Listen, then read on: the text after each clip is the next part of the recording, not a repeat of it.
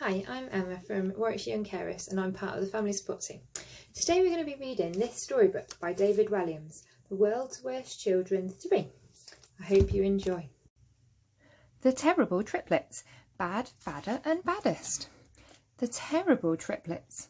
Once upon a time there was a set of terrible triplets. Their names were Tom, Dick and Harry. Sometimes when you have a set of triplets you have a mixture of nice ones and naughty ones. All three of these triplets were naughty. Tom, Dick and Harry had been born just moments apart, fighting their way out of the womb, trying to elbow each other aside to see who could be first. You see, all three of them wanted to be top dog. As a result, their lives became a non-stop struggle over who was the best at something. These being three of the world's worst children, they wanted to be the best at bad things only. Very bad things. When they were babies, Tom, Dick and Harry would battle over who could bawl the loudest. Break their toys the fastest. Bash. Chew through the bars on their cot first. Munch. Create the most mess on the walls with their crayons. Ha ha ha. Soak their poor mother with the most water splat from the bath. Splosh. Flick their baby food the furthest. Splat. Wipe the most dirt from their hands on the curtains. Wipe. Guzzle down the most milk. Guzzle, guzzle. Do the smelliest burps. Burp. Leave the biggest deposit in their nappy. Perf. When they were toddlers, the triplets would tussle over who could go fastest in the trolley down the supermarket aisles and knock over the largest numbers of old ladies. Whiz! Burst other children's balloons at the fun fair with a drawing pin and make them cry. Pop! Overfeed their goldfishes so they were bigger than their bowls. Blue! Do the smelliest blow-offs while sitting on Father Christmas' knee. Boo! Build the rudest snowman. This was all about where you placed the carrot. Tee! Spoil Storytime by eating as much of the books as they could. Crunch, crunch. Slam the piano lid down the hardest on their nursery teach fingers when it was sing-song time. Thwonk! Ow! Ruin another child's birthday party. The quickest. This might be by cheating at all the party games, opening all their presents, or stuffing the whole birthday cake in their mouths, candles and all. No! Play the worst tricks on their father. Tom put his father's underpants in the deep freeze, so when he put them on his bottom, it turned blue. Dick swapped his father's hair gel with glue, so his comb became stuck to his head. Glue. Harry switched his parents' bed for a trampoline, so when his father jumped on it, he bounced right up to the ceiling and ended up clinging to the light shade. Help! When Tom, Dick and Harry started at school, the scraps became fiercer.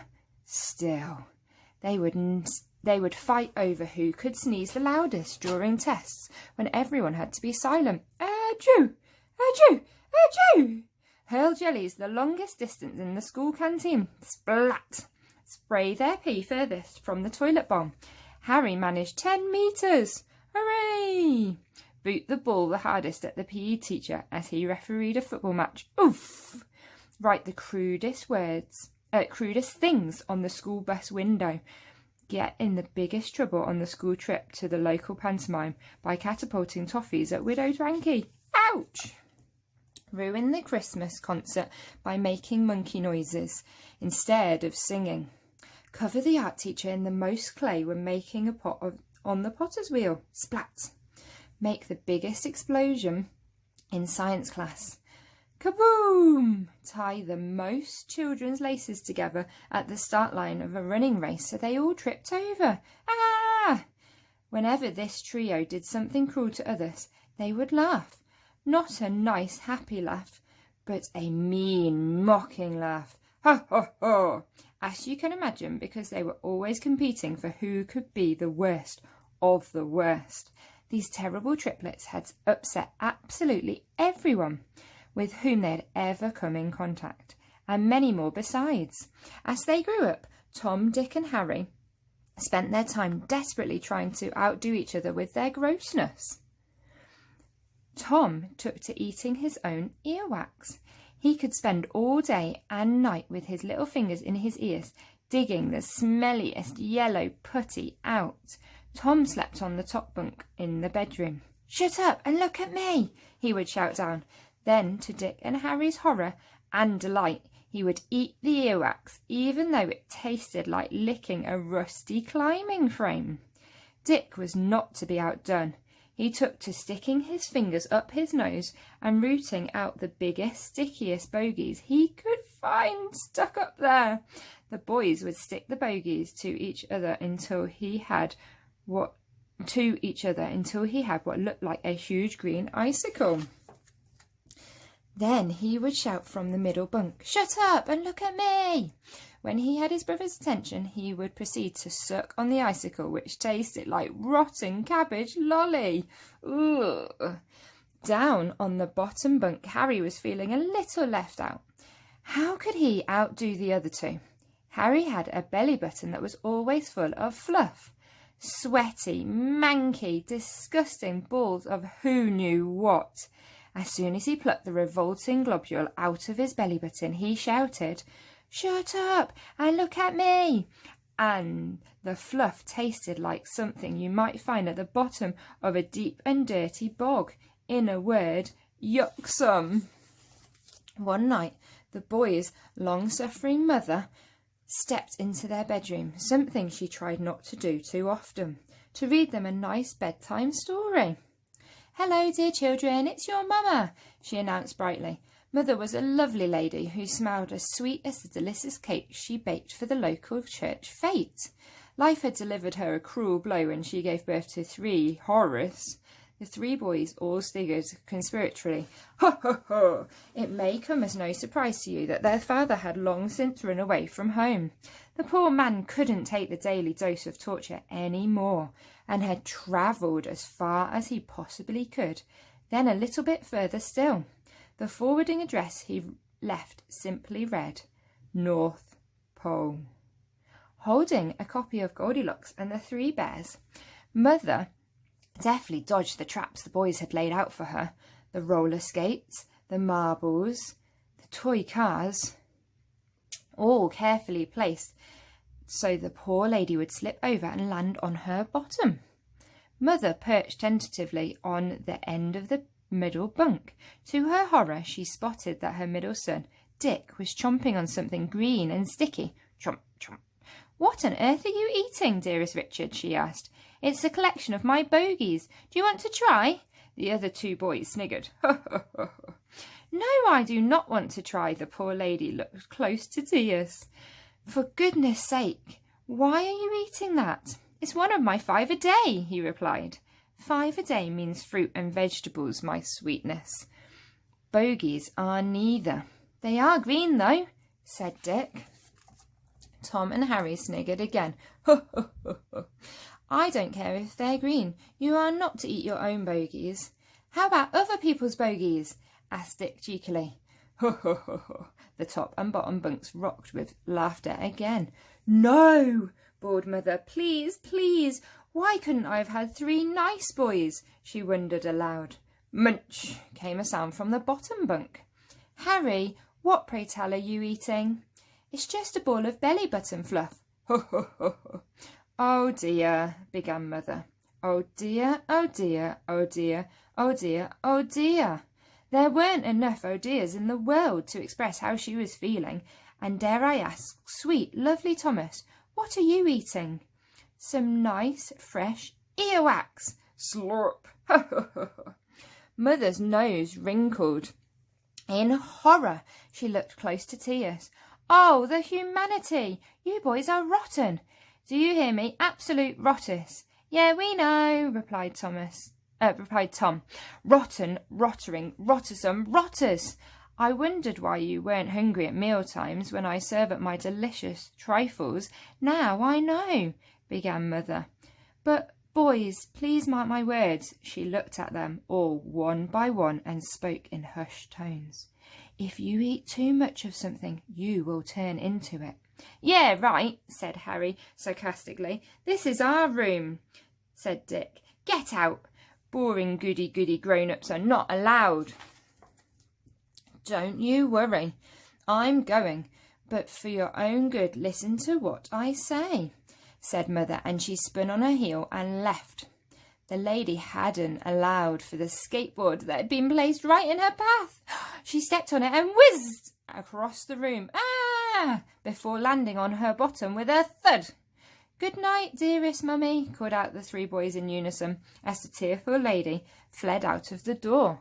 "Ho, ho, ho, ho, ho. If you told Tom, Dick and Harry not to do something, they would do it even more. Their whole lives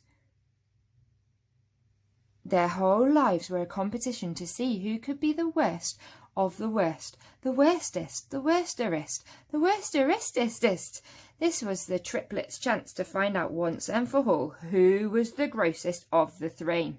So they began storing their chosen foods in larger and larger quantities.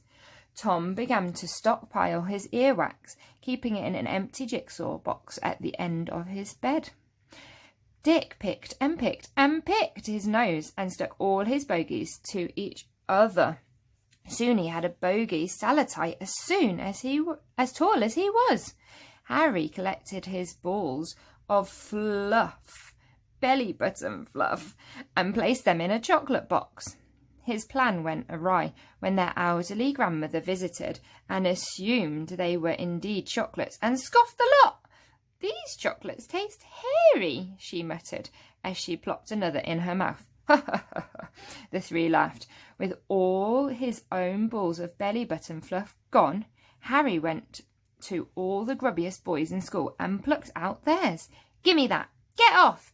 I want your fluff! Ouch! Just hold still! Leave my belly button alone, you brute!" So with those added donations, Harry soon had a box full of stomach-churning delights. Finally, the 3 boys were ready to begin their scoffing competition. The feast was to be at midnight. They slid out of their bunk beds and tiptoed down the stairs. They took their places round the kitchen table, 3 big plates of their repulsive foods in front of them. As the clock in the hallway chimed midnight, the race began. Tom munched his way through the mountain of earwax. "Look at me," he declared. "I am the grossest of us all." Dick devoured a bogey that was nearly as big as he was. "No, no, no," said Dick. "Look at me. I am so gross, I make you look like Goldilocks." Meanwhile, Harry scoffed a whole box of fluff balls. "The 2 of you are nothing but a pair of goody gumdrops. Bow down before me, the grossest boy who ever walked the earth." That was the most repulsive midnight feast ever, and despite all their bravado, the 3 boys began to feel quite ill. As the boys ate and ate, the strangest thing happened. Slowly, Tom's skin began turning yellow. Soon he was not just yellow, but also shiny, just like the earwax he was devouring. Meanwhile, Dick was turning as green as the Incredible Hulk. However, unlike the Incredible Hulk, Dick was becoming disgustingly sticky. As for Harry, he was slowly turning into a giant ball of fluff. Hair was sprouting everywhere. He even had hair growing out of his hair. The terrible triplets were so intent on munching as much as they could, as fast as they could, that they didn't notice what was happening to them. "Munch, gulp, slurp. I can eat the fastest," bragged Tom. "I can eat the most," bragged Dick. "I can eat the most, the fastest," bragged Harry. "Munch, gulp, slurp." They raced and raced through their snacks of doom. "Finished!" shouted the 3 boys in uniform. "It's a dead heat," yelled Tom. "We are as gross as each other," added Dick.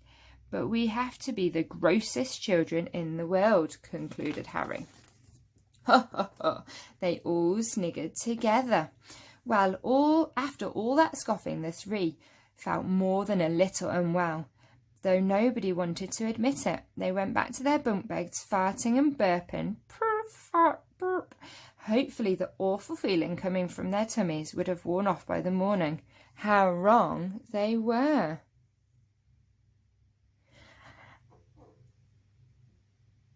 At 7 o'clock, their mother knocked on their bedroom door. "Wakey, wakey, rise and shine. Time to get up, my angels," she called out brightly. One by one, the 3 boys began to stir. From the top bunk, Tom peered down to Dick. He couldn't believe his eyes. Pointing at his brother, he burst out laughing. "Ha, ha, ha." "What?" demanded Dick. "You look like a humongous bogey," replied Tom. "Do I?" said Dick. "Well, you look like a great big globule of earwax." "Do I?" "Yes, you do," chimed in Harry. "You both look like something from a horror movie." A smug expression fixed on his face. "I would wipe that smile off your face if I were you," said Tom. "Why?" asked Harry. "Because you have turned into a giant ball of belly button fluff," replied Dick. The 3 boys darted out of their bedroom to the bathroom. They all wrestled for a look at themselves in the mirror. "Ah!" they screamed in unison. In no time, their mother rushed into the bathroom. "Oh dear, oh dear, oh dear! What are you yelling about now?" she demanded. As soon as she caught a glimpse of her sons, she screamed too. "Ah!" The 3 boys felt very sorry for themselves and in unison burst into tears. "Wah! Mummy," began Tom. "Help me, I am a giant piece of earwax. Help me, Mummy, I am a great big bogey," confessed Dick. Mummy, please help me. "I am half boy, half belly button fluff," blubbered Harry. Mother studied her youngest son for a moment. "I would say you were a quarter boy, 3/4 belly button fluff." Harry's bottom lip quivered and tears streamed down his furry face. "Now I am not just hairy, I am wet and hairy. Wah!" Mother shook her head and sighed. "You didn't listen, did you? Now what did I tell you?" The triplets thought for a moment. "Don't tie next door's cat tail to the newspaper boy's bicycle?" guessed Tom. "No," replied Mother. "Don't burn all your dresses in a bonfire as a joke?" guessed Dick. "No," said Mother, "not specifically that, but obviously, please, please, please don't do that again." "I've got it," announced Harry. "Don't swap the Rice Krispies with gravel." "No," snapped Mother loudly. It was so loud she shocked herself. "Oh dear, now where was I? Yes, I said, if you eat too much of something, you will turn into it."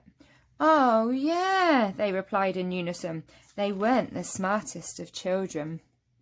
Now come on, boys. It's time to get ready for school." "We can't go to school like this," protested Tom. "We look ridiculous," added Dick. "We will be a laughing stock," begged Harry. "That is what I am hoping," said Mother with a wicked glint in her eye. "Come on, chop chop." As the ladies led her terrible triplets into the playground that morning, the entire school turned round. They couldn't believe their eyes. "Look, a giant bogey boy," shouted one child on seeing Dick. "And a great big shaft of earwax," hollered another, pointing at Tom. No, look, a huge hairy ball of belly button fluff," bellowed a third, indicating Harry. The terrible triplets were now as revolting as each other. Needless to say, all the children in the playground, who had all been terrorised by the 3 boys over the years, burst out laughing. They laughed and laughed and laughed. Laughed all the children. Tom, Dick and Harry had to stand there and take it. At last they'd had a taste of their own medicine. Well, that was a brilliant story, and next week we'll be doing the next chapter. I hope you enjoyed.